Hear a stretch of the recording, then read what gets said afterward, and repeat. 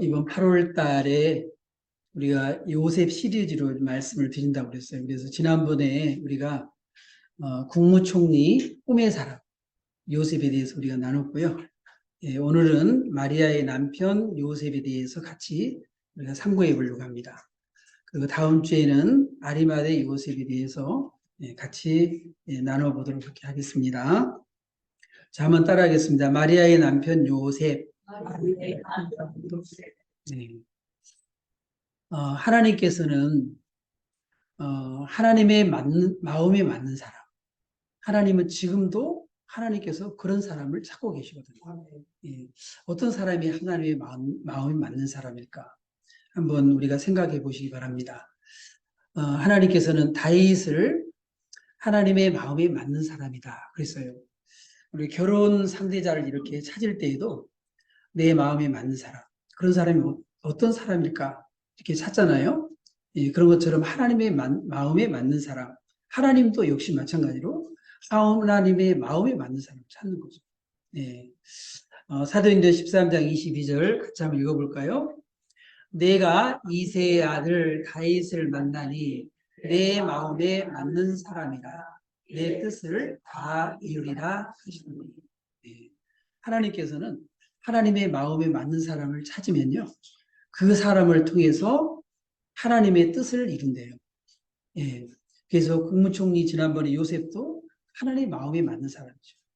그래서 하나님께서 그 요셉을 통해서 하나님의 귀한 역사를 이루어 가셨거든요. 하나님께서 어떤 사람을 쓰실까? 디모데후서 2장 20절에 보게 되면 큰 집에는 금그릇도 있고 은그릇도 있다 그랬어요.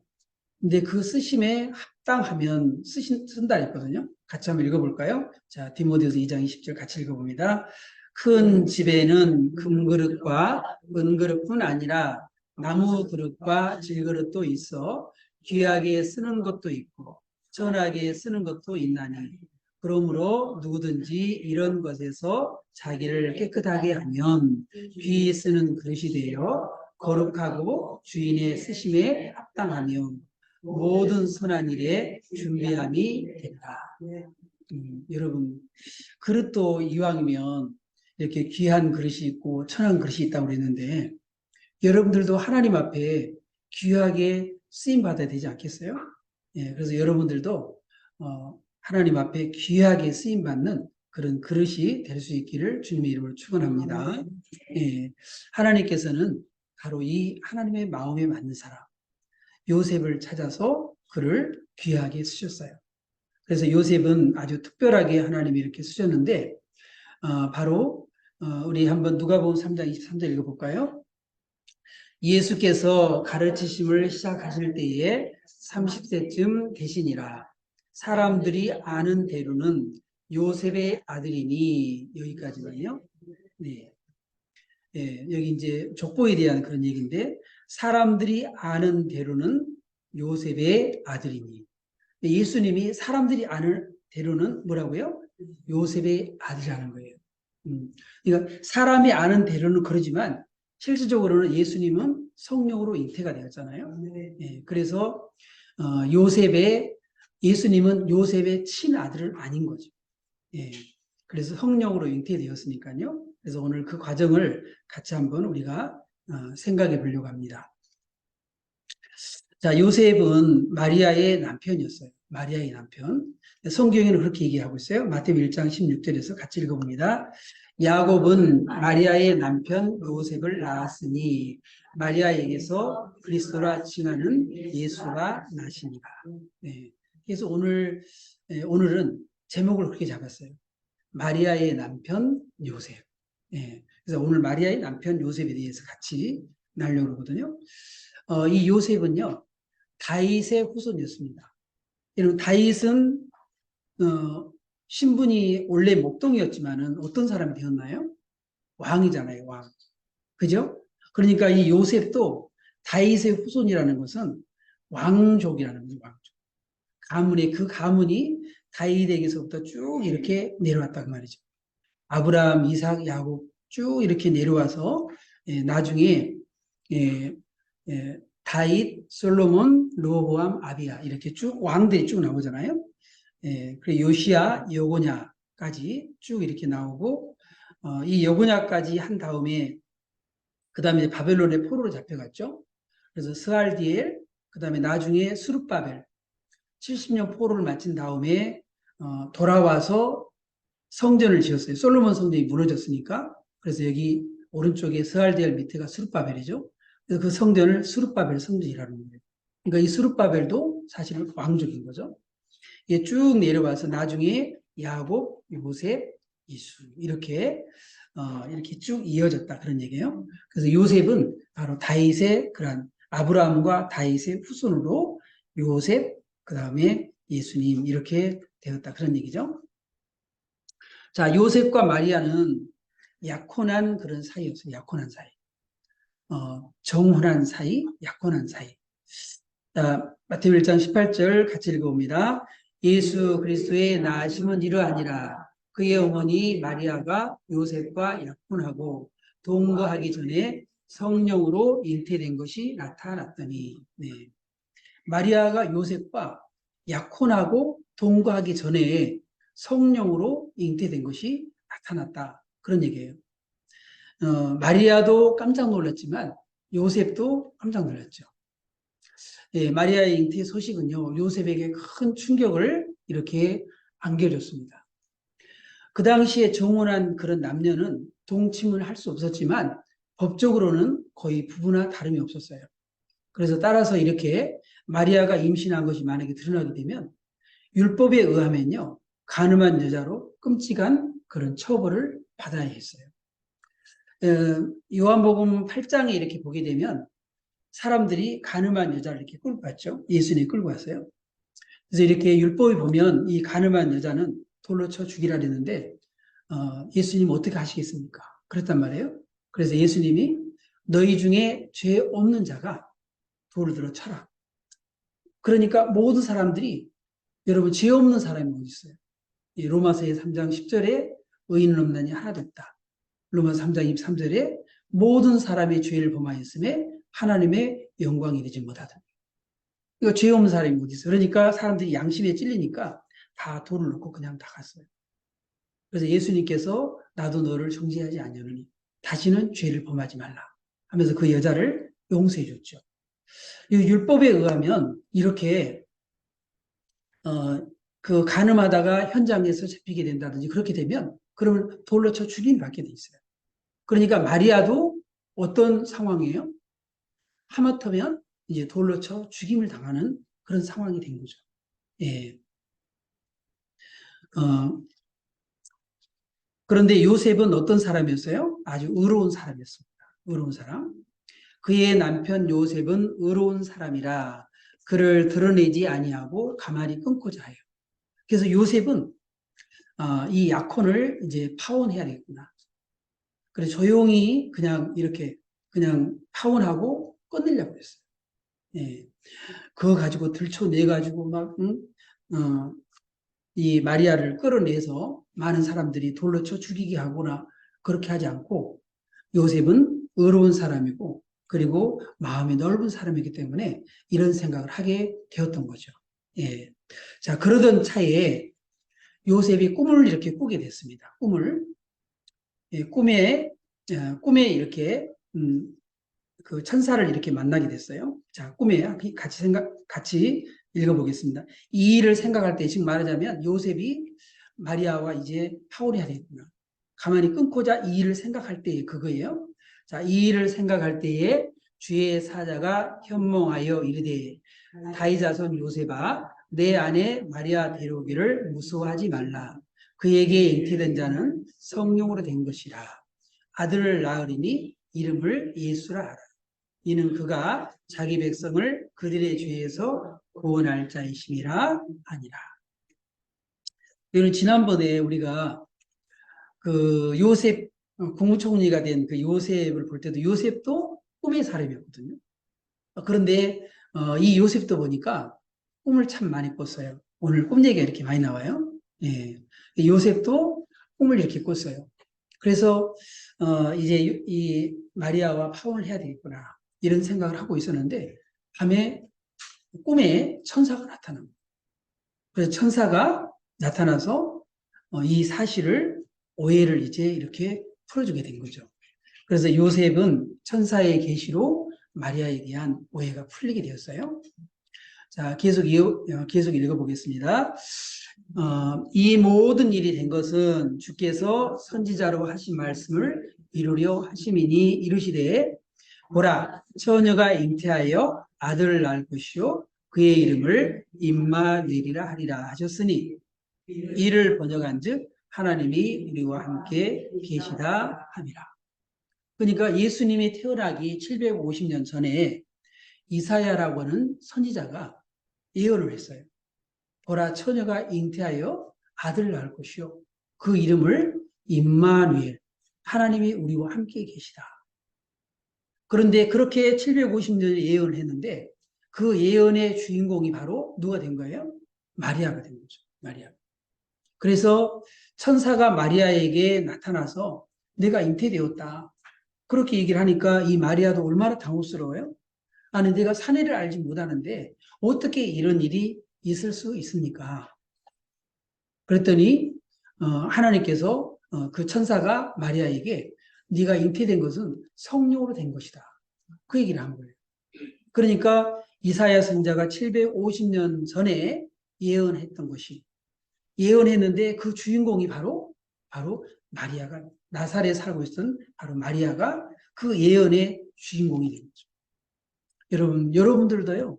성경에 예언된 그 예언의 여러분들도 주인공이 될 수 있어요. 왜? 하나님이 세상을 이처럼 사랑하사 독생자를 주셨으니 이는 누구든지 저를 믿는 자마다 멸망치 않고 영생을 얻게 하려 하십니다. 성경이 약속했잖아요. 그런데 여러분들이 그 예수님, 독생자 예수님을 여러분이 믿고 이제 멸망치 않고 여러분들도 사망에서 생명, 지옥에서 천국으로 여러분들도 옮겨졌잖아요. 그죠? 예. 누구든지 그 예수를 믿는 자마다 멸망치 않고 지옥 가지 않고 영생을 얻는다. 여러분들도 그 예수를 믿었기 때문에 여러분들도 바로 그 성경에 말씀하신 그 약속의 말씀에 여러분들도 주인공이 된 거예요. 네. 여러분 이 자리에 오신 분들은 바로 그 약속에 여러분들도 주인공이 된 줄 믿습니다. 네. 요셉은 이사야 선지자의 그런 예언을 믿음으로 받아들였어요. 어떤 예언이에요? 이사야 7장 14절 다시 한번 읽어볼까요? 그러므로 주께서 친히 징조를 너에게 주실 것이라. 보라 처녀가 잉태하여 아들을 낳을 것이요 그 이름을 임마누엘이라 하리라. 여러분 이사야 선지자는 예수님에 대해서 많은 예언을 남겼어요. 다음 주에 우리가 볼 아리마대 요셉도 이사야 선지자가 이사야 53장에 예언을 했어요. 이사야 53장에 보면 그가 찔림은 우리의 허물을 인하며 그가 상함은 우리의 죄악을 인함이라. 그가 징계를 받은 우리가 평화를 누리고 그가 채찍에 맞은 우리가 나음을 입었다. 우리는 다 양 같아서 그릇 행하여 각기 제 길을 갔거늘 여호와께서는 우리 모두의 죄악을 그에게 담당시키셨더라. 네.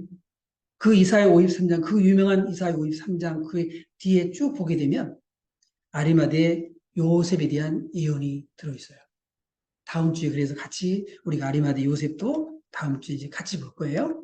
네. 자, 요셉은 순종의 그러한 사람이었습니다. 여러분, 아담이 불순종함으로 말미암아 어떻게 했어요? 한 사람이 불순종함으로 모든 사람들이 다 지옥에 가게 생겼어요. 그런데 한 사람의 순종하심으로 모든 사람이 다 의롭게 되었다라고 로마서 5장에 말씀하고 있거든요. 네. 예. 그래서 아무도 한 사람의 불순종, 누구의 아담이죠? 아담의 불순종으로 모든 사람이 심판을 피할 수 없게 된 거예요. 그런데 그 창세기 3장에 바로 하나님께서는 어떤 계획을 세우냐? 여자의 후손을 보내겠다고 하는 그런 하나님의 계획을 이렇게 세우게 됩니다. 예, 그래서 창세기 3장 15절에 보게 되면 여자의 후손을 보낼 것에 대한 그런 약속을 해요. 그리고 갈라디아서 4장 4절에 보게 되면 때가 참에 하나님이 그 아들을 보내사 여자에게 낳게 하시고, 때가 차니까 하나님이 그 아들을 보내서 누구에게요? 여자에게 낳게 하시고. 여러분, 이 여자에게 낳게 하시고 이 말이 뭐예요? 우리 다이자매의 아버지의 성이 김씨죠. 어떻게 알았을까요? 네. 우리는 저보다 아버지의 성씨를 따라가요. 그죠? 예. 우리는 전부 다 남자의 후손이에요. 족보에는 전부 다 남자의 그런 후손으로 이렇게 쭉 족보 정리가 돼 있어요. 그런데 예수님은 뭐라고요? 여자의 후손으로 오셨어요. 왜? 히브리서에 있는 말씀대로 죄 없이 오셔야 되기 때문에. 우리 모두는 다 아담의 후손으로서 전부 다 그 죄의 그 피가 흐르고 있는 거예요. 우리는 그래서 죄의 유전자가 계속 흐르고 있기 때문에 우리는 그것을 원죄라고 그러죠. 예. 그 원죄에서 우리가 해방될 수 없었던 거죠. 그래서 예수님을 여자의 후손으로 우리에게 보냈다고 말해요. 예. 그래서 하나님께서는 바로 이 동정녀 마리아를 하나님이 거룩한 뜻을 이루기 위한 주인공으로 선택했고, 그리고 그 요셉과 이 마리아와 정혼했던 이 요셉을 그의 조력자로 선택을 하신 거예요. 근데 요셉은 그 하나님의 뜻에 이렇게 순종으로 그 사명을 완수하게 되었는데요.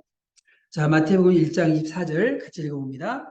요셉이 잠에서 깨어 일어나 주의 사자의 분부대로 행하여 그 아내를 데려왔습니다. 예, 주의 사자의 분부대로 행했다. 그대로 순종했다. 예, 요셉이 끝까지 순종을 했어요.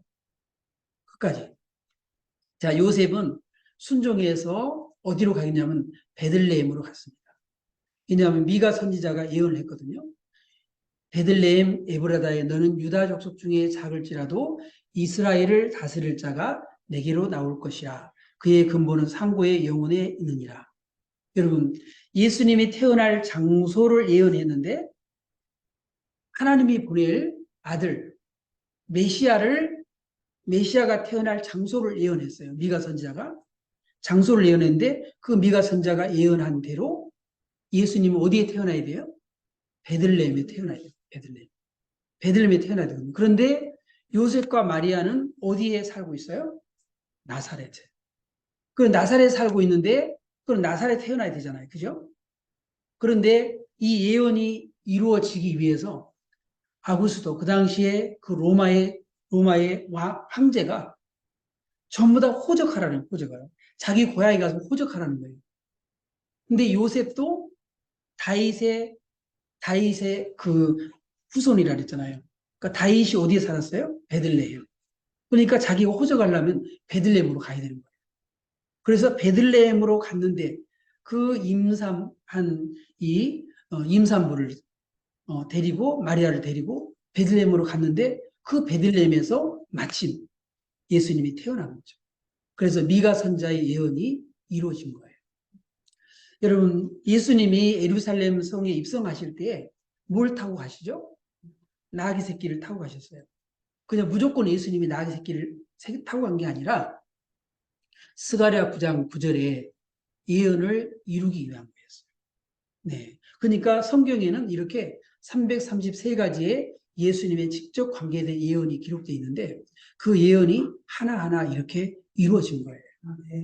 그래서 요즘 많은 사람들이 내가 예수다, 내가 메시아다, 그런 사람들도 막 나타나요. 그러면 그 사람이 어디 태어나야 돼요? 베들레헴에서 태어나야 돼요. 그죠? 그리고 나귀 새끼를 타고 예루살렘에 입성해야 돼요. 예수님에 대한 그런 예언들이 하나하나 다 이루어졌던 거예요. 네.